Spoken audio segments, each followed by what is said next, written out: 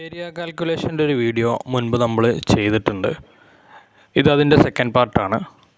ഇതിൽ നമ്മൾ നോക്കുന്നത് ഒരു വലിയ ഏരിയ നമുക്ക് കിട്ടിക്കഴിഞ്ഞാൽ, ഇപ്പോൾ ഇതിൽ ഈ കട്ട വിരിച്ച പോർഷനാണ് നമുക്ക് അളവെടുക്കേണ്ടത്. അതിൻ്റെ സ്ക്വയർ ഫീറ്റ് ഏരിയയാണ് നമുക്ക് കാണേണ്ടത്.